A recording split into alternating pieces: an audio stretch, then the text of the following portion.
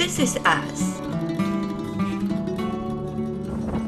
This is what we do. And this is where we've done it so far. We're heading west until we get home again. And we just don't know when that will be. We're nervous. There's no other way to put it. Time is ticking down to the chosen departure date, and that's building pressure. Planning a passage is easy. You look at a map which shows where you will leave from and where you are going to, and there is a line joining them. The line is only a few centimeters long, so it's all neat and tidy. That line, however, spans 1,600 nautical miles of open ocean. We are in Chalong Bay in Phuket, Thailand. The boat is prepared as well as we think we can prepare it with our skills, our knowledge, and our resources. Cheers.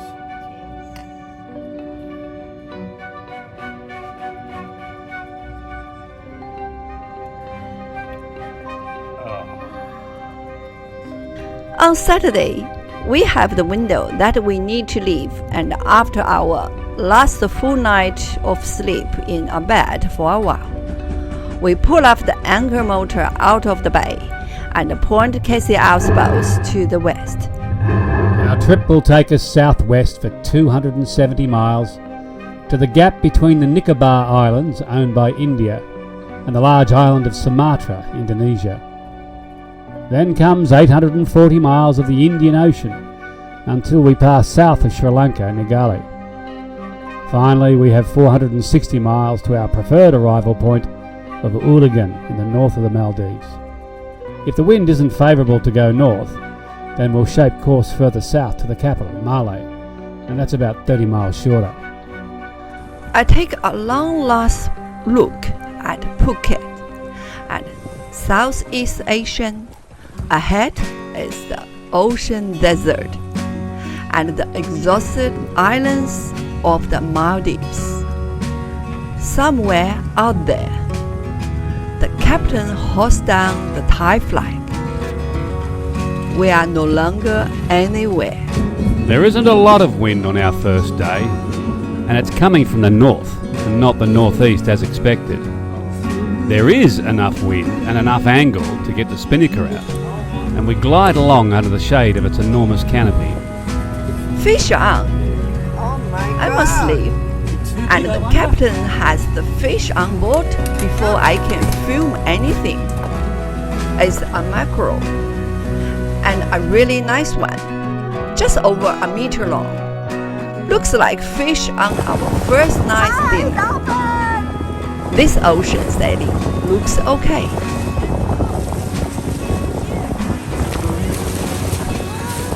Oh my gosh! Hi, dolphin!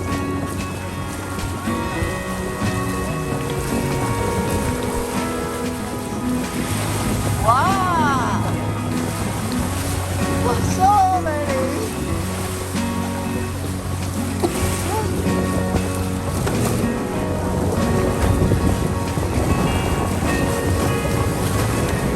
Day one coming to a close. Been a very easy day. We did catch a nice big fish, or very big, a metre long Spanish mackerel, which we had for dinner. We got visited by a big pod of dolphins, which was also nice. Been very flat seas, the wind's been in and out, it hasn't been that great. But now the sun's gone down and the night shift's beginning. We're doing 5 knots to 5.5 with about 12 knots of breeze. A little bit wider, we've got it at 60 degrees at the moment, sometimes less. And that isn't ideal for us, but we're making progress, and that's important. Onwards. Onwards. How do you describe the feeling of leaving the safety of land and venturing out into the sea? Each hour, each day takes you further into the unknown, and there is a part of you that whispers dark things to itself and urges you to turn back. Self-doubt, irrational, nebulous fear lingers somewhere in the soul. And it's like that horrible feeling of being in total darkness, knowing that something terrible could be right in front of you and you wouldn't even see it. These things are there in both of us, but on the surface, we show our normal face. We do normal things, and we take the beauty of the environment that is all around us. We keep our fear locked away and hidden to anyone but ourselves. By the end of the second day, we're going through the gap between Nicobar and Sumatra. We're not alone though. There's also literally dozens of cargo ships all around us, and they're doing exactly the same thing. There are so many of them. We thought that we would be out here with just our buddy boat. But we found ourselves back hard at work dodging these monsters. We would love to go north to avoid being in the shipping lanes, but the wind is too tight to allow that. We could go south, but then if the wind stays in the north, we may have a hard time getting to our destination if we do that. So we now have company all the way to Sri Lanka, and we constantly have to be alert to stay out of the way. Oh my God! A pod of pilot whales pass by in the morning, and in their wake they bring the wind. It's still in the north, but it builds to 20 knots quickly. And this is where it stays for the rest of the trip, sometimes blowing harder, sometimes softer. We start showing some genuine speed, and the miles move by impressively towards our goal. This is not at all what I was expecting. The lazy downwind sailing on a rainbow of gentle waves passing and our stern. It's instead a shower of noisy from wind and waves. We are pounded on our side by breaking waves that are 3 meters high, and some are much higher than that.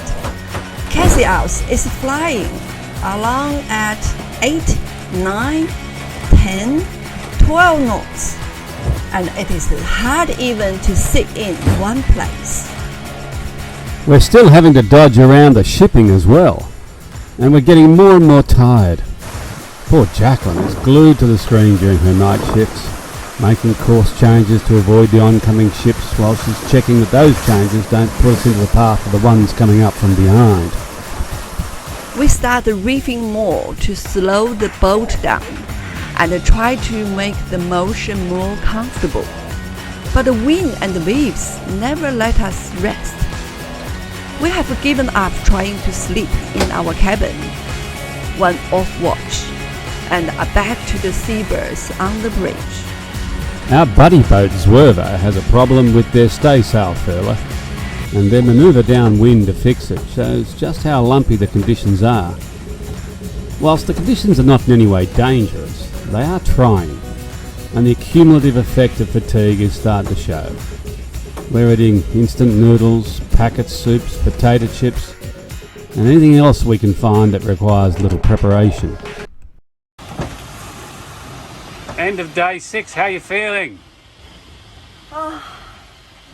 Yesterday I started to seasick. I took half tablets. I feel a little bit better, and it's the first time for me. It's a long passage. Today is 6 days. Most time is bored, but sometimes it's so excited. We see the dolphin, we see the whale, we see the sunrise, sunset. It's beautiful. So it's the evening of day 6 of our passage from Phuket to the Maldives.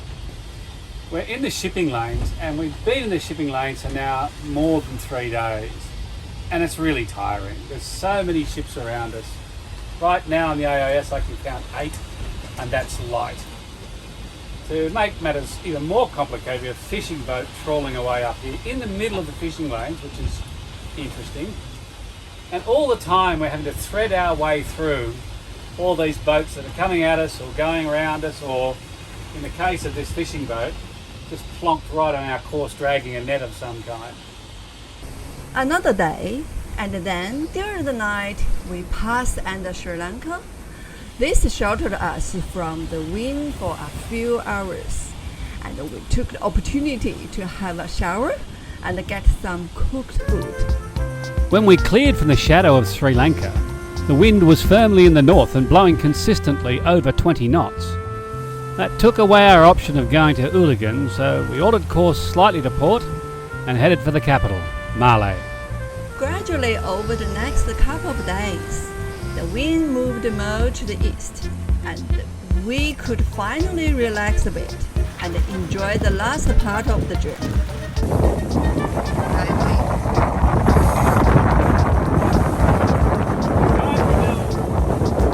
Contemplation, hold on please. Contemplation and meditation. Late afternoon sunshine. It's the luxury things on the boat. Yeah, it is luxury. I don't feel comfortable that you're not holding. There's no land ho when you get to the Maldives. The land is so low that you don't even see it until you're less than 5 miles out. Before that, you start to see other boats and aircraft, until finally the call of "High-rise building ho!" announces our first sighting of land for nearly 10 days. Finally, That was it. we see the land. After 9 days and 9 hours, we had arrived in Malé. We had expected 12 days, but with the stronger winds, we had cut a couple of days off our landfall. Now it's time for a shower, a hot meal, and a glass of red wine.